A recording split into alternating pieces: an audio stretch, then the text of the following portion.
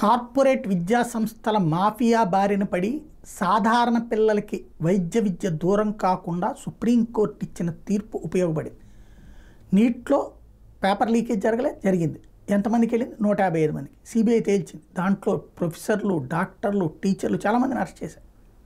ఎవరిని వదిలిపెట్టలేదు. ఇందులో ఎక్కడా రాజకీయ కోణం లేదు.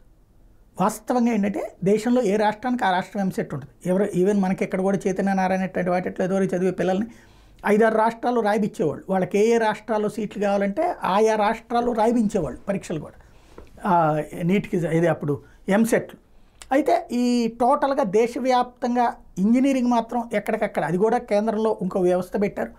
మెయిన్ ఇక్కడ మెడికల్ కాలేజీలన్నింటినీ కూడా ఒక వ్యవస్థ కిందకి తీసుకురావడంతో ఒక మంచి పని జరిగింది. ప్రభుత్వపు నియామకాలు అన్నట్టు ఇందులో వేరే రాష్ట్రాల్లో కూడా మనకి సీటు ఈజీగా ఉంటుంది, అక్కడ పరీక్షలతో సంబంధం లేకుండా ఈ నీట్లు. ఇది కార్పొరేట్ సంస్థలకు నచ్చట్లేదు. ఎందుకంటే ఇప్పుడు ఇంతవరకు ఎంసెట్కి ఒక ఫీజు, మళ్ళీ ఈ వారం రోజులు ఇంకో రాష్ట్రంలో రాయించడానికి ఇంకో ఫీజు, ఇంకో 4 నెక్స్ట్ వారంలో రాయడానికి ఇంకో ఫీజు, ఇట్లాగా భారీగా సంపాదించుకునేటటువంటి దానికి బ్రేక్ పడుతుంది ఒకటే ఫీజు అయ్యేటప్పుడు.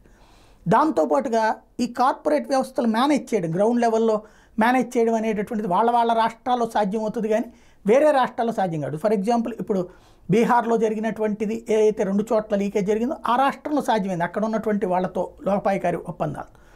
అట్లాంటిది కుదురుతుంది, మనకు కుదరదు కాబట్టి అన్నటువంటి కోణంలో అసలు విడిగా నిర్వహిస్తే కార్పొరేట్ విద్యా సంస్థలన్నీ పండగ చేసుకుంటాయి. అందుకోసమని నీట్ వ్యవహారాన్ని మీడియా ద్వారా ఇంత రద్దు చేసింది.